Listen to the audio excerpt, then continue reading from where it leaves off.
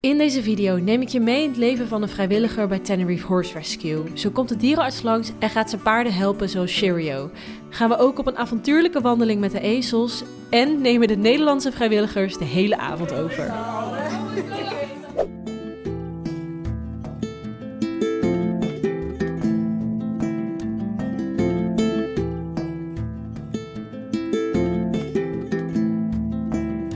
Pepito! Naomi! Nou, goedemorgen allemaal. Goedemorgen. Wij hebben net al eventjes een bespreking gehad wat we vandaag gaan doen. En het wordt waarschijnlijk een contentmaakdag. Contentmaakdag. En ja, want er zijn nog wel dingetjes. We moeten nog eerste video's uploaden en dat willen we wel meteen goed doen. Hey Kismo! Goedemorgen! En nou ja, dus we gaan ook even naar het kantoor. Dus we moeten naar boven lopen om ja, wat tips en tricks te geven aan de mensen daar. En ik moet mijn video nog afmaken. Ondertussen lopen we zo langs alle diertjes weer. We hebben een prachtig uitzicht over de ezeltjes.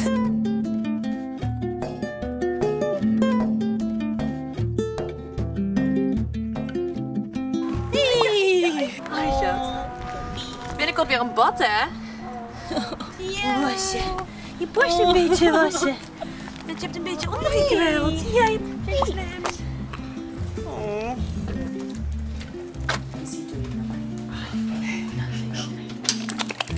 Working very hard.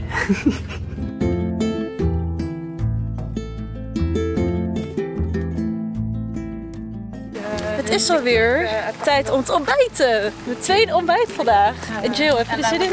Heb je honger? Ik heb altijd zin in ontbijt. We gaan dus zien wat het ontbijt vandaag is. We zijn hier bij de keuken. Normaal staat er een hele rij, maar het is al begonnen. Het is 11 uur nu en we hebben dus alleen nog maar in het kantoor gewerkt en content gemaakt. En ik hoop dat de eerste video's vandaag online kunnen. Hey! Ja.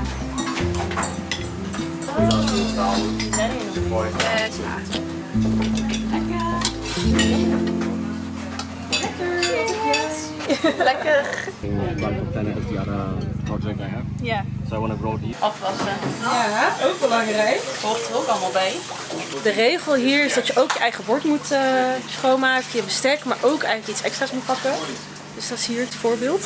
Ja. Wordt, Ja, mijn bordje werd even meegenomen door Naomi, dus dat wordt hier dan helemaal schoongemaakt door de volunteers, eigenlijk door de vrijwilligers.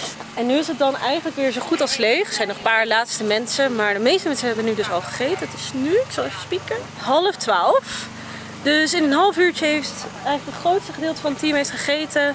En gaat dan nu weer heel gauw aan het werk. Dus hier is bijvoorbeeld het building team. Ze zijn weer van alles aan in elkaar aan het zetten. Ja, en de rest is weer bezig met de paarden of de kleine dieren of met de office, met het kantoor. Ik moet ook even mijn video afmaken en dan kan die online. En dan gaan we daarna met de ezels wandelen. Daar werden we net voor gevraagd. Heel leuk.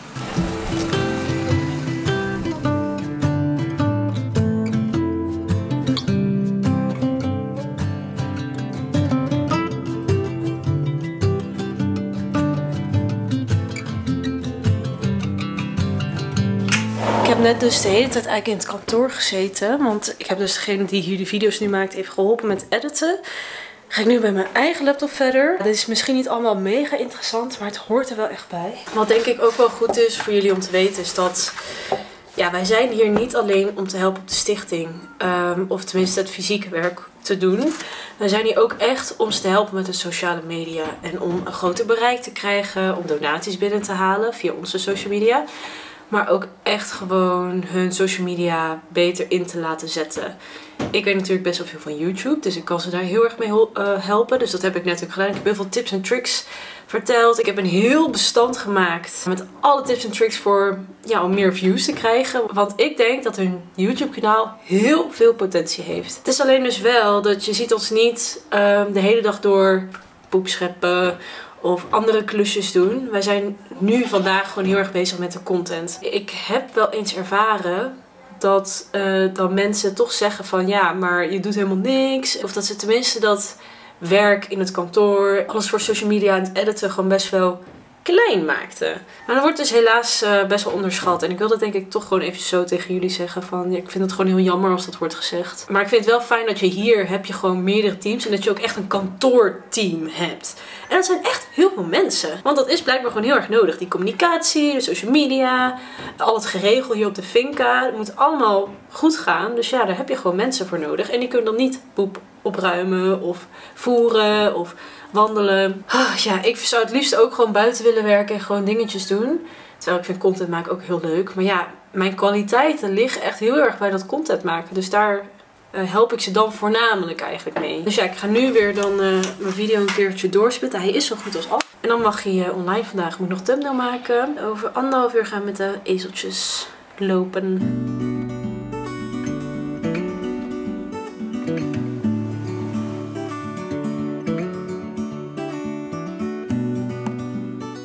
In de vorige Tenerife Horse Rescue vlog lieten we dit hele lieve paard zien, Cheerio. Hij is 4 maanden geleden binnengekomen bij deze stichting en zijn leven bestond eigenlijk alleen maar uit in een hele vieze donkere stal staan. En hij kwam er alleen uit om te dekken en om op een brute manier gereden te worden. Leven als een echt paard en liefde krijgen, dat kende hij allemaal niet. Hij had niet eens een naam gekregen. En gelukkig kwam hij op het pad bij Tenerife Horse Rescue en hebben zij hem een tweede kans gegeven. Hij is nu gecastreerd en leeft nu met andere paarden en heeft dus een veel beter leven en ziet er ook stukken beter uit. En wat ik zo opvallend vind aan Cheerio is dat ondanks dat hij geen liefde kende, dat hij zo lief is naar mensen. Het is echt mijn favoriete paard bij Tenerife Horse Rescue geworden. De dag hiervoor liep hij opeens heel erg kreupel en wij denken dat het komt door het bezoek van de hoefsmid. En dat de hoefsmid gewoon niet zo goed werk heeft geleverd.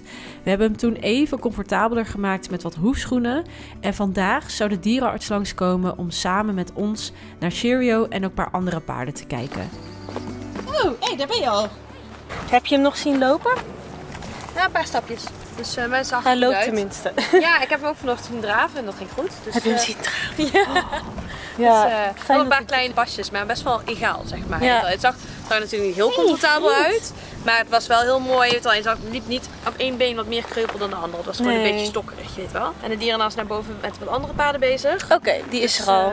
Ja, waaronder Bounty. En Bounty heeft momenteel 1 schoen aan, omdat hij met 1 hoef echt even moeite heeft. Dit zijn de schoenen die vorig jaar zijn meegenomen. Oh. En nee, die waren niet zo toen ik ze meenam. Nee, dus je die ziet gewoon nieuw, echt maar nu... hoeveel ze gebruikt worden. Dus echt voor die wandelingen. En in deze droge omgeving gaan ze natuurlijk er iets sneller aan onder dan in onze mooie Nederlandse omgeving. Dus het is ook echt gewoon belangrijk dat we om de zoveel tijd wat nieuwe doneren. Of al krijgen van sponsors. Ja. Want ja, ondanks dat ze er dus zo uitzien, ze gebruiken ze wel nog bijna dagelijks. Want ze zijn gewoon echt nodig. Volgens mij zijn ze ook best duur. Ja. Ja, volgens mij gaat echt per honderden euro's per schoen. Dus dan niet eens per paar. Dus dus ik denk dat je rond de 300 euro kwijt bent, misschien iets minder. Afhankelijk van wat voor schoenen, wat voor merk. Als je 2 paar wilt hebben. Ja, en dus, we hebben gewoon 8 paar gedoneerd gekregen van daarom. Cavallo. Echt Dus, nogmaals shout-out. Zo goed. Echt geweldig. Cheerio is er tenminste voor nu al mee geholpen, dus dat is echt heel fijn.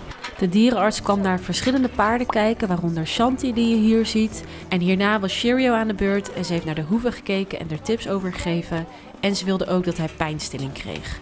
En wij zijn hier dus bij Tenerife Horse Rescue om ze te helpen, om ze meer naamsbekendheid te geven in Nederland en om een doneeractie te starten. En kan jij een zakcentje missen, dan zouden wij het enorm waarderen als jullie mee zouden willen helpen. Dat kan dus door te doneren, maar natuurlijk ook door alles te liken, te commenten, alles te bekijken.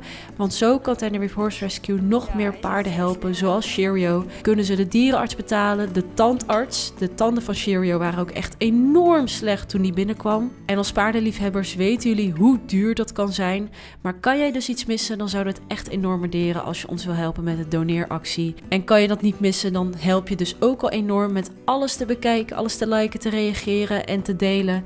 Dus heel erg bedankt daarvoor. En dan gaat nu Alana, de manager van de paarden, uitleggen dat ze op een eiland zoals Tenerife zelf pijnstilling mag toepassen. Maar let wel op, want er komt wel bloed en een naald in beeld. Oh, he's turning much better now. Yeah, he's more better. Would you like to hold him? Of course. He should be absolutely lovely. He's such a sweetheart. To agree.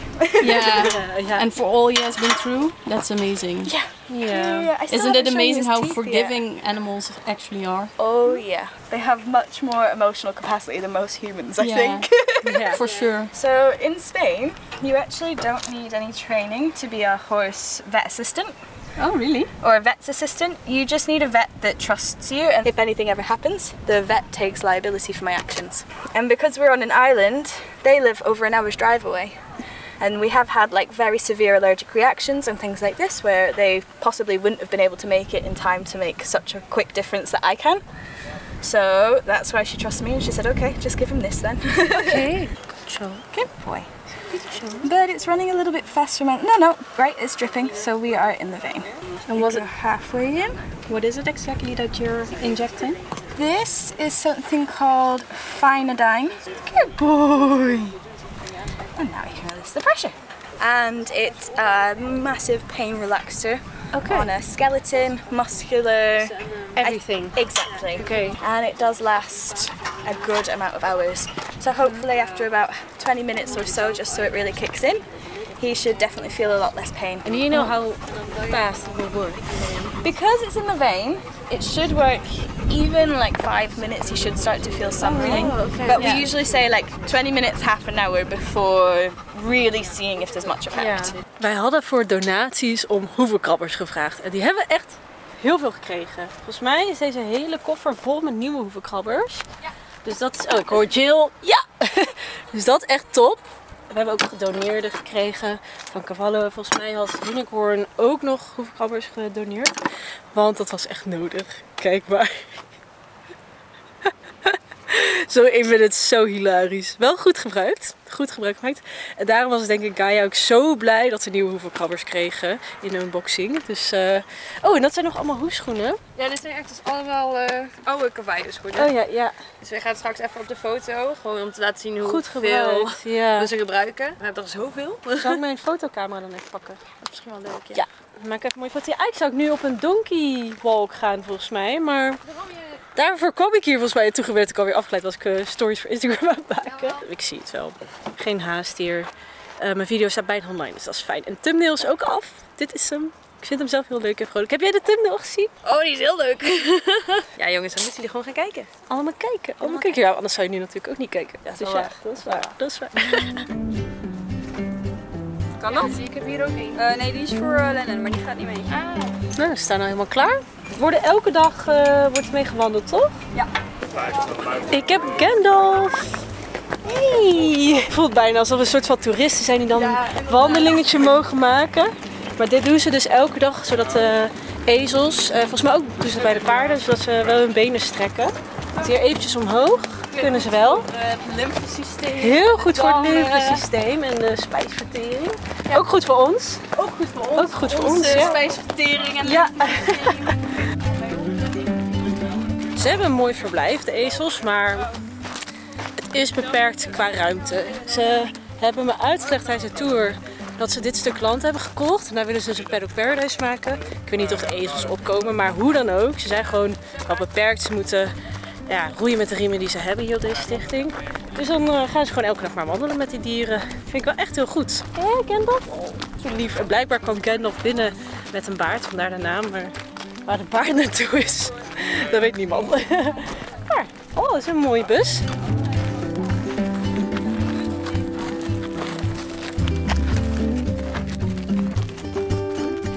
Het is gelukkig niet zo warm vandaag. Dat is echt fijn, ook voor de dieren natuurlijk. Het is hier wel helemaal door.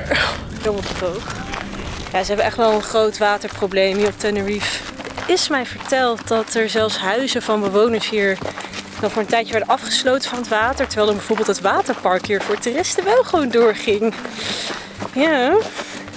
Nee, maar het is echt heel droog. Maar aan de andere kant van Tenerife is het stukken natter. Hier is het gewoon in het zuiden heel droog, maar daar zou het groener moeten zijn. Maar hier is niet zoveel groen te zien.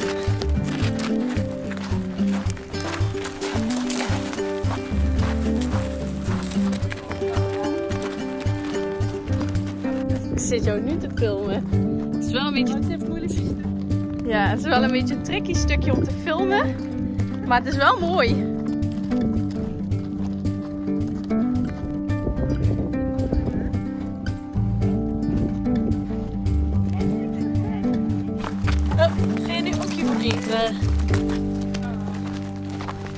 We zijn eigenlijk al wel weer terug. Het wandelingetje was een half uur of zo. Even de beentjes gestrekt. Het was nog best wel een uitdagend parcours.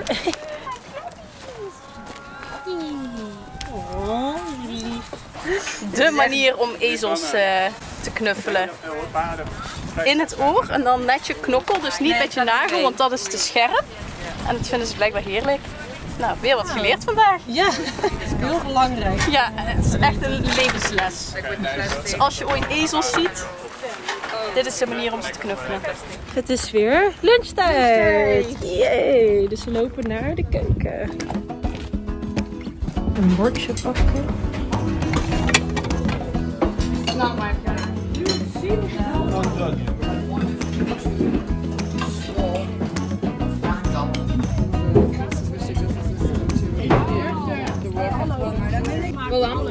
Nou, eet smakelijk. Er wordt hier een Nederlands feestje gehouden, want er gaan wat Nederlanders weg dit weekend.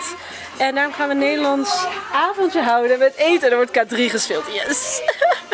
Echt superleuk. Dus gaan Nederlandse dingen maken. Dus we zijn even in de voorraadkast aan te kijken. Wat kunnen we doen met de producten die eigenlijk weggegooid zouden worden van de supermarkt. En die dan zijn opgevangen hier bij de stichting. Ik wou dus pasta maken, maar de pasta is op. Oh, ja, nou dat Geen zul je pasta hebben. dus Geen vandaag. pasta, nee. We hebben wel al bananenpannenkoekjes. Ja, hutspot. Klinkt zo. Laten we het maar vast stoppen. Een idee, een fruitsoort denk ik. Ja, dat dacht ik ook. En die aardbeentjes, stukjes. Pak je tomaten.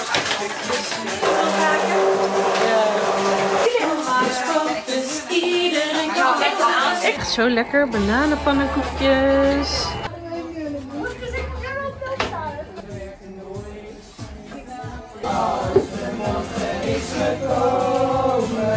Wat een brave kat zeg. De pannenkoekjes zijn bijna helemaal klaar. Wauw, echt zoveel. Oh, wat een chaos. Het duurde zo lang allemaal, maar het was wel gezellig. Het is wel gezellig gehad. Ja, echt typisch Nederlands. Wel gezelligheid, geen goede kookkunsten.